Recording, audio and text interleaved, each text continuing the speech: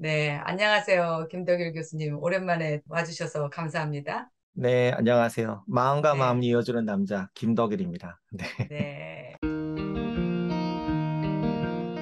요즘은 제가 이렇게 푹 빠져 있는 생각이 왜 관계에 우리가 실패하는가. 좋을 때는 너무 좋잖아요. 네. 뭐, 우리 다짐 굉장히 많이 하잖아요. 영원히 당신만을. 이런 다짐을 누구나 하면서 그렇게 서로에 대해서 신뢰하고 시작을 해서, 관계가 이렇게 끝날 때는 그 사람의 이런 음, 게 싫고, 이런 걸 견딜 수 없고, 여러 가지 문제들을 막 끄집어낸단 말이에요, 상대. 그렇게 관계에 우리가 실패하는 이유가 어떤 것이라고 생각을 하세요, 교수님은? 뭐, 여러 가지 이유가 있겠지만, 이제 제가 첫 번째로 드리고 싶은 얘기는 이제 상대에게 내가 부여했던 가치가 하락하는 것이 이제 첫 번째로 큰 원인일 것 같아요.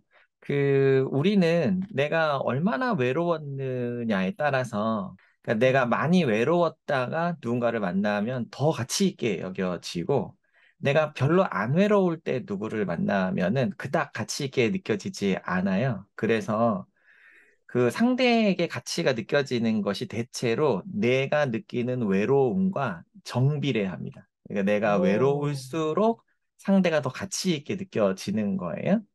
와, 그래서 외로웠던 사람은 누군가를 내가 만날 수만 있어도 연락만 할 수 있어도 그게 너무 소중하고 너무 가치 있고 내가 무슨 짓이든지 할 수 있을 것 같고 뭐, 음, 예를 들면, 제가 한국에 살고 있지만, 캐나다를 내가 가야 된다. 나는, 뭐, 하루 이틀이 걸려서라도 비행기를 타고 나는 갈 수 있다. 그만큼의 어떤 비용을 투자할 수 있다. 이런 생각까지 하게 되거든요. 음, 그런데, 이제 연락을 주고받으면서, 외로움이 사라지잖아요. 그 외로움이 사라지는 만큼 가치가 이제 떨어지니까, 이제 굳이 내가 캐나다까지 가야 되나? 내가 한번 갔으니까 네가 한번 오지? 약간 이제 그리고 한 번 가니까 너무 피곤하던데. 이렇게 피곤한 연애를 해야 하나? 이런 생각들을 하게 돼요. 그래서 그러니까 이제 사람들이 연애를 시작할 때에는 상대를 굉장히 가치 있게 여기죠. 음, 그리고 끝날 때는 이제 되게 하찮게 여기고 그리고 그 사람이 진짜 나쁜 사람이어서 헤어졌으면은 아마 다시 그립거나 미련이 남지는 않을 텐데, 음, 사람들이 또 이별을 하고 나면, 음, 또 한참 시간이 지나면, 자기가 뭔가 잘못한 것 같고, 다시 연락을 해볼까? 내가 그때 너무 심했나? 뭐 이런 생각하면서 또 연락을 하잖아요. 그러니까 외로워지니까 상대가 또 가치 있게 여겨지는 거거든요. 그래서 이제 첫 번째로 제가 말씀을 드리는 것은 가치 하락이 첫 번째 원인이 아니겠는가, 이런 생각이 좀 듭니다. 너무나 명쾌한 분석이에요. 속이 다 후련하네요. 결국 상대는 변하지 않았는데 나의 음, 상태가 어떠냐에 따라서 상대의 가치를 올렸다 내렸다 하는 거네요. 그렇죠. 네. 사실은 관계가 어려워지는 대부분의 이유가 그거죠. 내 마음이 변하니까, 음, 상대가 싫어지고, 뭐, 좋아졌다가 싫어졌다가 하는 것이, 대부분의 원인인 것 같습니다. 그런 후회할 만한 결과가 생기지 않게 하려면 어떤 마음가짐으로 상대를 만나야 되나요? 내가 적절한 거리를 유지하는 게 필요해요. 사람들이 이제 흔히 하는 실수 중에 하나는 처음에 이제 커플이 되면 너무 행복하고 좋으니까 계속 붙어 다니거나 계속 연락을 하거나 막 잠들 때까지 통화를 하면서 잠이 들거나 이런 행동들을 하거든요. 그런데 이제 그게 가치를 하락시키는 원인이 되는 거예요. 적절한 거리를 유지를 하면서 내가 어느 정도의 외로움을 유지를 해야 돼요. 그래서 좀 외로웠다가 행복했다가, 외로웠다가 행복했다가를 잘 반복을 하는 거, 요게 좀 필요합니다. 그러니까 예를 들면 우리가 음식을 먹을 때에도 배고픔을 좀 느꼈다가 식사를 하는 게 되게 건강에 도움이 되거든요. 음, 그런데 배가 아직 안 고픈데 시간이 되면은 아니면 입이 땡기면 계속 뭘 먹잖아요. 그러면은 살이 막 쪄요. 그래서 음, 몸매 관리가 안 돼요. 체중 관리가 안 되는데 건강을 관리를 잘 하려면 배고픔을 좀 느껴주고 식사를 하고 이렇게 하는 것처럼 연인 관계, 부부 관계에도 이렇게 좀 거리를 어느 정도를 유지를 하는 그러니까 연락을 아예 안 하는 건 아닌데 연락을 주고받고 데이트도 하고 뭐 전화 통화하고 뭐 다 하긴 하는데 이거를 너무 이렇게 막 몰아서 하지 않도록 관리를 좀 하시는 음. 거는 필요합니다. 그러고 보면 롱디 커플들이 오히려 더 좋을 수도 있겠네요.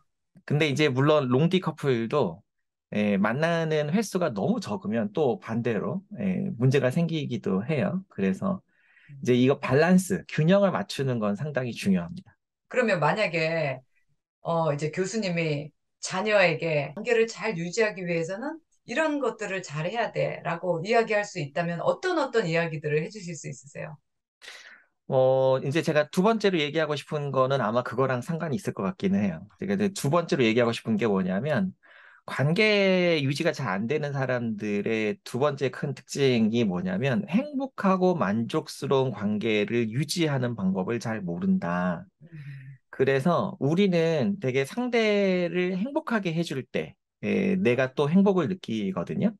음, 그리고 상대도 나를 행복하게 해주고 싶어 하기 때문에 상대에게 내가 좋아하는 것들, 내가 원하는 것들을 잘 알려주면서 나도 상대가 원하는 것을 해주고 상대도 내가 원하는 것을 해줄 수 있도록 해줘야 돼요. 이거를 잘 해야 우리가 오랫동안 유지되는 좋은 관계를 이제 맺게 되는데 외로움에 의해서만 누군가를 만나잖아요. 그러면 그냥 얼굴 보고 같이 밥을 먹고 뭐 아니면 전화 통화를 하고 그래서 외로움이 좀 사라지면 더 이상 만족스러운 관계가 되지 않거든요. 음, 그런데 이제 뭐 같이 운동을 한다거나 뭐 같이 취미 생활을 한다거나 뭐 같이 책을 읽는다든지 영화를 같이 보고 영화에 대해서 얘기를 한다든지 그러니까 이런 뭐 가치를 공유하는 뭐 취미를 공유하는 아니면 뭔가를 배우고 연습해서 서로 같이 성장을 하는 어떤 경험들을 같이 하는 이런 것들을 잘 하는 사람들은 음, 관계가 꾸준히 오랫동안 유지가 되거든요. 나 스스로도 어떻게 하고 사는 게 행복하고 좋은지도 잘 알아야 되고, 음. 그리고 상대를 어떻게 하면 행복하게 해줄 수 있을까? 이 생각을 하면서 하는 거. 이제 요게 제가 이제 두 번째로 좀 드리고 싶은 얘기이고요. 그 상대를 어떻게 하면 하게 해줄 수 있을까라고 늘 생각을 하면 우리가 음. 늘 긴장 상태에 있어야 되지 않을까요? 편안하려고 결혼도 하고 편안하려고 연인도 만나고 했는데 이거는 굉장히 잘못된 생각이에요. 음, 우리는 편하려고 결혼하고 연애하는 게 아니에요. 내가 편한 상태는 언제냐면 엄마랑 있을 때거든요. 그건 음, 아기 때만 하는 거예요. 그리고 이제 우리는 누군가에게는 가정을 만들어 주는 사람들이 되는 거거든요. 어른이 돼서 결혼을 한다는 것은. 음, 엄마는 내가 편하게 있을 수 있도록 엄마가 수고를 많이 하셨죠. 그러니까 엄마는 편하지 않았어요. 내가 편하게 있는 동안 집에서. 음, 음, 그런데 내가 결혼을 해서 내가 편하게 있겠다는 얘기는 나는 계속해서 엄마랑 살겠다는 얘기인 거거든요. 음, 그러니까 아직 덜 큰 거예요. 그렇게 생각하는 사람은. 음, 음, 원래 연인 관계, 부부 관계는 그렇게 마냥 편하고 마냥 좋은 관계일 수는 없어요. 그러니까 예를 들면 우리가 운동을 하는 게 취미로 뭐 자전거를 타거나 등산을 하는 사람도 있잖아요. 그런데 자전거를 타고 등산을 하는 게 즐거운 활동이긴 하지만 그게 마냥 편하지만은 않거든요.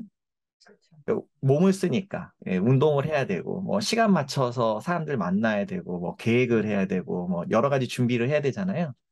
그러니까 그런 것처럼 우리가 연인 관계, 부부 관계도 어느 정도는 계획하고 노력하고 애를 쓰고 수고를 해야 하고 그런 음, 수고를 기꺼이 감수할 수 있는 사람이 음, 사랑할 준비가 된 사람이고 결혼할 음. 준비가 된 사람인 거죠. 누구나 결혼이나 또는 어떤 이 관계, 연인 관계를 이렇게 맺을 때는 이 좋아하는 마음, 사랑하는 마음으로 그렇게 노력도 하고 막 밥도 해주게 되고 막 그렇게 하지만 음. 누군가 오래 살다 보면 아, 왜 맨날 나만 하고 있어? 왜 저 사람은 안 하고 막 어쨌든 그러면서 이제 갈등도 시작을 하는데 네. 그게 이제 제가 아까 말씀드린 것처럼 그러니까 음. 나도 노력하지만 상대도 나를 위해서 무엇인가를 할 수 있도록 해야 하는 거예요. 나 상대도 나를 위해서 뭘 하게 할까를 생각해내는 게 그 쉽지 않을 것 같아요. 네. 내가 무엇을 할 때 행복하고 내가 무엇을 할 때 즐거운지를 알면 상대에게 자연스럽게 얘기를 할 수가 있죠. 내가 음, 당신을 위해서 이것을 하고 있는데 음, 당신도 나를 위해서 이걸 해줬으면 좋겠다. 뭐 예를 들면 나는 등산하는 걸 좋아하는데 상대는 산책하는 걸 좋아하면 내가 상대랑 같이 산책을 하면서 나는 당신을 위해서 산책을 같이 하는데 당신도 나를 위해서 등산을 같이 해줄 수 있느냐. 사람들은 항상 상대방을 행복하게 해주고 싶거든요. 그러니까 내가 상대가 뭘 원하는지를 몰라서 못하지 상대가 원하는 걸 아는데 안 하는 사람은 없어요. 그러니까 음, 이제 커플이 막 된 사람들은 기꺼이 상대를 위해서 뭔가를 할 준비가 되어 있기 때문에 음, 이거를 처음에 관계가 시작할 때부터 주거니 받거니 하면서 관계를 해 가시면 음. 꾸준히 이게 롱런을 할 수가 있죠. 맞아요. 그 꾸준히 연습을 해야 되나요? 꾸준히 지치지 말고. 그렇죠. 네. 네. 그다음에 해주고 싶은 얘기는 뭐냐면 제가 이렇게 사람들을 만나다 보면 가끔 어떤 사람들을 만나냐면 왜 상대가 나를 사랑하지 않는지, 나처럼 상대가 나를 챙기지 않는지, 왜 상대가 나에게 어떤 희생을 하지 않는지, 뭐 이런 것들을 따져 묻는 사람이 있거든요. 음, 나는 너에게 이만큼 연락을 하는데 왜 너는 나한테 연락을 하지 않느냐? 왜 내가 괜찮은지 이런 걸 나한테 물어보지 않느냐? 내가 뭘 원하는지 그걸 꼭 말로 해야 아냐. 그런 거를 내가 일일이 다 말로 하고 챙겨줘야 그제서야 할 거냐. 이것밖에 못하냐. 이런 식으로 얘기를 하면서 상대방에게 네가 나를 사랑한다면 너는 나에게 무엇인가를 해야 해. 라는 것을 일방적으로 요구하는 사람들이 있어요. 이거는 나는 상대방을 위해서 한다고 하는 것은 내 생각에 내가 원하고 내가 하고 싶은 것들을 막 해주면서 상대에게도 그것을 해달라고 뭐 요구를 하는 거예요. 그러니까 예를 들면 상대가 막 궁금하고 알고 싶고 이래서 내가 막 연락을 하고 문자를 하는 거는 괜찮은데요. 상대가 왜 나한테 카톡을 안 하냐? 왜 나한테 문자를 안 보내냐? 너 나한테 관심이 없냐? 이라고 나오잖아요. 음, 그러면 급속도로 관계가 냉각이 됩니다. 그러니까 음, 상대가 나한테 뭔가를 하는 게 그러니까 뭐 예를 들면 내가 문자를 받고 싶었어요. 그러면 음, 음, 상대가 나한테 연락을 했을 때, 자기가 나한테 이렇게 연락을 해주니까 나 너무 좋다. 그리고 음, 자기가 이런 말을 해줄 때 난 참 행복하다. 그냥 이렇게 얘기를 하면서 내가 원하는 음, 걸 알려주면 되는데, 음, 이거를 왜 하지 않느냐? 너는 왜 이렇게 연락을 하지 않느냐? 이렇게 따지면 음, 상대방이 이제 쉽게 지치고 힘들어지고 음, 이제 야단 맞는 거잖아요. 그리고 끊임없이 상대에게 네가 나를 사랑한다는 것을 증명해 보여야 된다. 그런데 이제 제가 그 던지는 질문 중에 하나가 뭐냐면 사랑이라는 것은 서로 함께 만들어가는 것인데 왜 상대가 나를 사랑한다는 것을 증명해 보여야 하는 걸까요? 우리가 서로 사랑한다고 할 때에는 우리가 서로 사랑하고 서로를 아끼고 서로를 행복하게 해주려고 애쓰고 노력하고 하는 것들이 쭉 쌓여가지고 축적이 돼가지고 그것이 더 큰 사랑이 되는 것인데 음, 관계가 시작되고 얼마 안 된 상태에서 자꾸 무슨 로미오와 줄리엣이 사랑을 하듯이 그러니까 제가 봤을 때는 섹스피어가 사람들을 망쳐놓은 것 같은데 막 얼굴만 봤는데 잘 모르는데 막 죽음을 각오하고 막 사랑을 하잖아요. 그렇게 사랑을 받아야 그런 사랑 고백을 받아야 내가 마치 사랑받는 사람인 것처럼 이렇게 생각을 하시는 것 같아요. 그래서 그런 얘기를 자꾸 하면 결국에는 상대가 이제 싸우기 싫으니까 이제 들어주고 하다가 결국에는 마음이 식게 되는 그래서 음, 관계가 이제 멀어지게 되죠. 그래서 음, 네, 제가 이제 요 두 가지 얘기는 꼭 아마 해주고 싶을 것 같아요.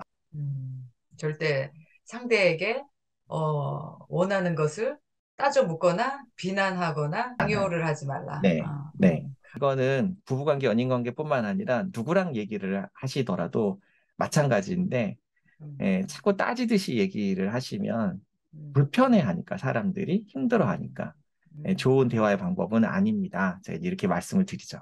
음, 우리 지난번에 그 커플 되신 분들, 여성분들만 줌 미팅 할 때 그런 얘기를 했었는데, 이렇게 부부가 또는 연인이 크게 싸우는 이유는 그 사건 자체는 큰 게 아니고 대단한 일이 아닌데, 결국은 이 말에서 서로 주고받는 그 과정에서 감정이 확 음, 나빠지는 거예요. 그렇죠, 그래서 그렇죠. 네, 네, 그래서 말을 이렇게 아까 말씀하신 것처럼 나 이렇게 해주면 너무 좋아. 이거 내가 바라던 거였어. 이렇게 말을 이쁘게 하면 상대도 오히려 더 미안해하고 또 상대도 더 잘해줘야 되겠다 이런 마음이 드는데 그렇죠. 해주고 싶죠, 자꾸. 네, 네, 근데 일단 감정상 내가 뭔가 기분이 안 좋아. 그러면 이제 말이 이쁘게 안 나가면서 그런 말을 받은 사람은 또 그 말에 상응하는 또 비슷한 말을 던지면서 점점점 그 강도가 세지면서 이제 큰 싸움이 되는 거예요. 감정 싸움이 돼버리는 거죠. 그렇죠. 근데 음. 대부분 시작이 어디서 시작이 되냐면 따지는 것에서 시작이 됩니다. 그러니까 책임을 음, 추궁하는 것이니까 내가 음, 추궁을 당하면 방어를 하게 돼요. 그 사람이. 그러니까 굉장히 음. 방어적으로 얘기를 하게 되면은 그러는 너는 그러면서 또 따져 묻게 됩니다. 그래서 맞아, 싸우게 되죠. 예. 맞아, 맞아요. 그러는 너는 이거 이 말 안 해본 사람 없을 것 같은데요. 그럼 말을 어떻게 이쁘게 해야 될까요? 정말 불편할 때, 우리 또 막, 참 이렇게 말 꺼내기 어려운 거 있잖아요. 상대의 자존심을 건드리는 말일 수도 있고, 상대가 음, 가장 들추고 싶지 않은 말일 수도 있고, 상대한테 좀 수치스러운 말일 수도 있고, 그런데 나는 그런 상황이 너무 불편한, 이럴 때는 어떤 식으로 말을 해야 상대도 기분이 나쁘지 않으면서, 이렇게 그 문제를 가지고 서로 이렇게 잘 풀어나갈 수 있을까요?